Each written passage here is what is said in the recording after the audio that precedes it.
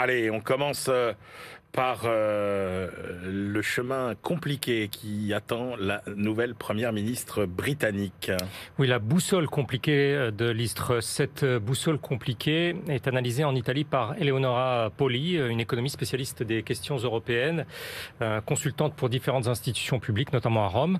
Alors, l'ironie du sort rappelée ici est que celle qui fut la ministre des Affaires étrangères de Boris Johnson avait jadis plaidé pour le maintien dans l'Union européenne. Mais ensuite, elle est parvenue à effacer ce souvenir et à devenir populaire auprès des partisans les plus radicaux, les plus convaincus du Brexit. Alors, ce moment de bascule, nous raconte l'économiste italienne, est intervenu en 2019, lorsque Liz Truss, qui était alors à la tête du commerce extérieur, négocie plusieurs accords commerciaux en dehors de ce bloc des 27 qui enfermait le Royaume-Uni, selon cette thèse. Alors, avec la Corée du Sud, avec un groupe d'États de la Caraïbe, avec Israël, la Suisse, et ils sont alors dit qu'avec elle, on pouvait enfin regarder vers le large. Aujourd'hui, Brexit mis à part, c'est à la difficulté d'un contexte intérieur fragmenté que la nouvelle première ministre britannique aura à se confronter. Et voici sa boussole intérieure. Au nord, vous avez l'Écosse et ses velléités grandissantes d'indépendance, mais avec des Écossais qui ont chacun un déficit public de 2200 livres qui est couvert par Londres. Pour autant, dans moins de 2 ans, ce sera, nous dit Eleonora Poli, encore un rendez-vous avec leur idée nationale écossaise. À l'ouest, vous avez l'Irlande du Nord, qui est à part parce qu'elle partage, encore cette Irlande du Nord, des règles commerciales communes avec l'Union européenne, ce que les pro-Brexit qui ont porté Liz Truss au pouvoir considèrent comme une anomalie absolument à régler, quels qu'aient été les arrangements conclus avec Bruxelles. Ce qui amène au front sud, je cite, l'Union européenne qui entend faire appliquer, respecter tout le traité de sortie ratifié en bonne et due forme par les Britanniques. Enfin, il y a l'aiguille qui indique l'Est, le Grand Est. Liz Truss craint que certains gouvernements du continent ne finissent par céder au chantage énergétique, je cite encore, de Moscou. Elle n'entend pas dévier, elle, même si de sa position la plus ferme, elle le fait poser cette position sur les épaules de son électorat. Un coût supplémentaire, donc un épaule déjà courbée, écrit l'économiste, par le Covid, l'inflation et les prix exorbitants de l'énergie.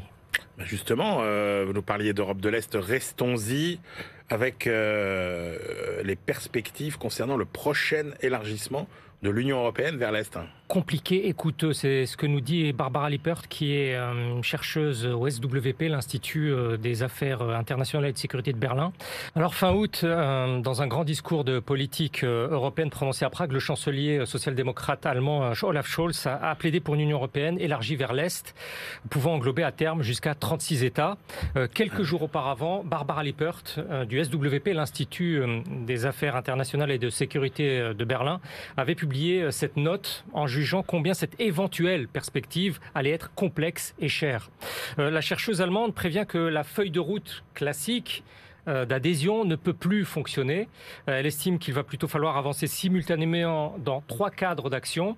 Les négociations traditionnelles d'accession au statut d'État membre, qu'on connaît tous, étoffer le processus d'association avec des étapes intermédiaires et puis élaborer aussi un nouveau format comme une zone européenne politique et économique. Alors autrement dit, il faut combiner la routine de la procédure en vigueur depuis de longues décennies et l'audace d'une toute nouvelle communauté européenne, mais sans en occulter aux citoyens le prix. Des tableaux synthétiques très instructifs donnent à voir ce qui a déjà été consenti pour l'Ukraine, pour la Moldavie, pour la Géorgie, et les montants se révèlent déjà extraordinaires. Entre la date de l'invasion de l'Ukraine et la date de publication de ce document en août, l'UE a fourni à Kiev 12 milliards 820 millions d'euros d'assistance financière par différents canaux. Et viendra le jour, le temps de la reconstruction. Le défi financier pour l'Union, nous dit l'autrice, sera alors énorme, à l'image de celle de 1989, mais avec une différence. À l'époque, c'était dans un esprit d'optimisme, écrit-elle, et ce n'est pas le cas aujourd'hui. Alors, tous ces chantiers pour un projet institutionnel qui demeure tout à fait unique au monde, ça supposera de maîtriser par ailleurs les risques d'intégrer de petits États à l'assise démocratique encore faible et aux frontières toujours incertaines. L'UE sera alors encore davantage complexe et expérimentale, je cite Barbara Lippert. Enfin, il y a du nouveau sur le front de la natalité en Inde, Benahouda. Oui, masculinité à la naissance en Inde, début de normalisation. La puissance démographique indienne est en train de changer de nature et, semble-t-il, plus vite que prévu. Ouais. Yun Ping Tong, spécialiste de ce domaine, issu de l'université de Shanghai, explique ici pour le centre américain Pew comment le ratio de sexe à la naissance commence à se normaliser en Inde. Lorsque l'avortement a été légalisé en 1971, le taux était de 105 garçons pour 100 filles. À partir de là, le taux est monté jusqu'à 111 garçons, et avec la généralisation de l'échographie dans les années 80 et puis surtout 90. Ouais. On peut dire que l'effet prix a beaucoup joué. Dans les années 70, un test prénatal par amniosynthèse, à l'époque, c'était extrêmement coûteux et rare. En 2015 est venue une campagne qui a été lancée sur le thème, une campagne publique, Sauver la fille. Et alors, le ratio est retombé aux dernières nouvelles, autour de 108. Le changement essentiel provient d'une plus grande réduction de la sélection au sein des communautés qui avaient auparavant les déséquilibres les plus importants. C'est le cas en particulier chez les Sikhs, où chacun a constaté dans cette communauté que la difficulté de trouver une épouse. Ceci pouvant expliquer cela peut-être. Et il y a aussi une forme de désillusion du fils, je cite. C'est un phénomène qui est apparu en Inde.